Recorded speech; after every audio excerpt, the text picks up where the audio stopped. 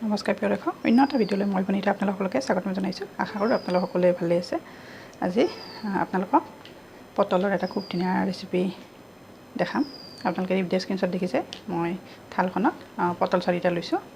গতিকে আহক এতিয়া দেৰি নকৰি ভিডিঅ'টো ফালে আগবাঢ়ো আৰু আপোনালোকে ভিডিঅ'টো সম্পূৰ্ণকৈ স্কিপ নকৰাকৈ চাই থাকিব। আপোনালোক সকলোৱে পটল ফ্ৰাই কৰে নহয় জানো, কিন্তু আজি অকণমান মই বেলেগ ডিজাইনত কাটিম পটলখিনি। এই 4টা পটল লৈছোঁ মই। পটলখিনি ভালদৰে ধুই লৈছোঁ আৰু 2টা চাইড এনেদৰে কাটি লৈছোঁ আগতে, আৰু ইয়াৰে বাকলিবোৰো মই ৰুকি লৈছোঁ। এতিয়া মই ডিজাইনটো দেখাম কেনেকৈ দিম। আপোনালোকে যিসকলে কৰি পাইছে জানে, আৰু যিসকলে নাজানে আপোনালোকে মোৰ ভিডিঅ'টো চাই পিছত ধুনীয়াকৈ বনাব পাৰিব। খুব ধুনীয়া হয়। এনেকৈ কাটি ল'ম। যিমানে ঘন ঘনকৈ কাটিব সিমানে ডিজাইনটো উঠে। দিয়া চাওক এনেকৈ লৈছোঁ, আৰু ইয়াৰে বেক চাইডটো এনেকৈ কাটি দিম মই। এনেকৈ 4টা কাটি ল'ম। খুব ধুনীয়া হয় পটলকেইটা ফ্ৰাই কৰিলে, পাতৰ নিচিনা হয় দেখিবলৈ। এয়া চাওক, এইটো এনেকৈ দিছোঁ, এইফালেও দিছোঁ, আৰু এইখিনি বস্তু মই এনেকৈ অকণমান গুচাই দিম, এইফালে আৰু এইফালে। মাজৰখিনি ডিজাইনটো অকণমান বেলেগ হয়। এয়া চাওক, এয়া এনেকৈ ঘন ঘনকৈ দিছোঁ। বাকীকেইটা মই এনেকৈ ঘন ঘনকৈ দিম। গোটেইখিনি কটা ভিডিঅ' নিদিওঁ, নহ'লে ভিডিঅ'টো বহুত দীঘল হৈ যায়। খুব সুন্দৰ হয়, একেবাৰে সহজ ৰেচিপি, তথাপিতো দেখালোঁ আপোনালোকক। আপোনালোকে যদিহে এনেকৈ কাটি পোৱা নাই ডিজাইনতে কাটিব পাৰিব, আৰু এনেকৈ বনাই আপোনালোকে আলহী আহিলেও দিব পাৰে, আৰু তেতিয়া থালখনত সজাই দিলে খুব ধুনীয়া দেখি। এনে পটল ফ্ৰাই সকলোৱে খায়, সকলোৱে কাটে নহয় জানো, কিন্তু এনেকৈ কাটি ভাজিবচোন। মাজৰখিনি এনেকৈ উঠাই দিছোঁ। মই 2টা দেখাইছোঁ আৰু বাকী 2টা দেখা নিদিওঁ।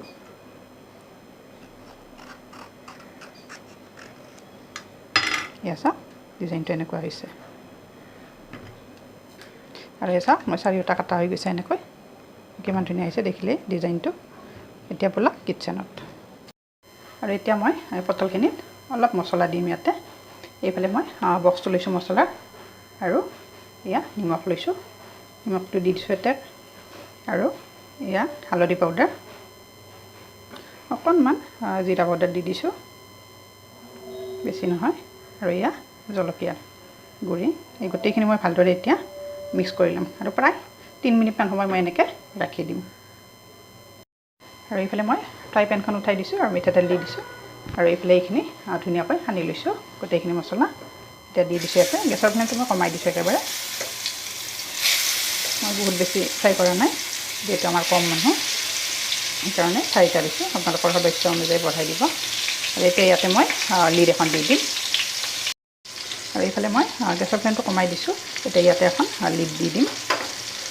চিমত ভাজিব লাগিব, নহ'লে পটলখিনি নিসিজিব।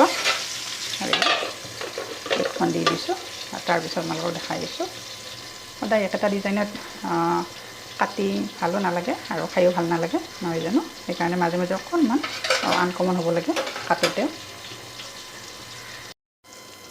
আৰু এতিয়া এটা চাইড হৈ গৈছে,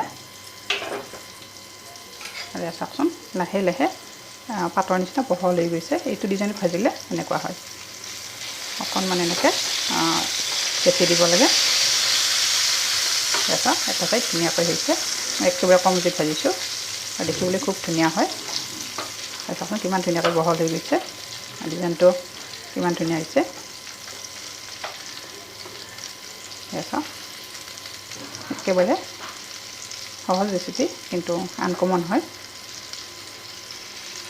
আপোনালোকে এইবাৰ পটল ফ্ৰাই যদিহে এনেকৈ কৰি পোৱা নাই মোৰ ডিজাইনত, এনেকৈ বনাব আৰু খাব। আৰু চাওকচোন কিমান ধুনীয়া হৈছে। একেবাৰে পাতৰ নিচিনা লগা নাই বাৰু, এনেকৈ অকণমান হেঁচি দিব লাগে, পাতৰ নিচিনা হয়। মোৰ 2টা চাইড হৈ গৈছে। ওচৰৰ পৰা দেখাইছোঁ কিমান ধুনীয়া হৈছে। আপোনালোকে মোৰ আজিৰ পটল ফ্ৰাই ৰেচিপিটো চাই যদি ভাল পাইছে, তেতিয়াহ'লে লাইক কমেণ্ট আৰু শ্বেয়াৰ কৰিব। আৰু যিসকলে মোৰ ভিডিঅ'সমূহ ফেচবুকত প্ৰথমবাৰ চাইছে কিন্তু এতিয়ালৈকে মোৰ পেজটো ফ'ল' কৰা নাই, আপোনালোকে মোৰ পেজটো ফ'ল' কৰি দিব।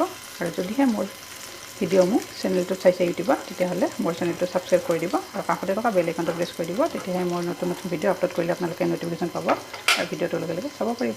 গতিকে আজিলৈ আহিছোঁ। আকৌ এটি নতুন টিপছ লৈ মই আপোনালোকৰ ওচৰত আহি আছোঁ। তেতিয়ালৈ মোৰ আজিৰ এই টিপছটো যিসকল কিটচেনত নশিকাটো তেওঁলোকৰ কাৰণে খুবেই লাভজনক হ'ব। গতিকে আশা কৰোঁ ৰেচিপিটো চাই আপোনালোক সকলোৱে ভাল পাব আৰু নজনাসকলেও এটা টিপছ পাব।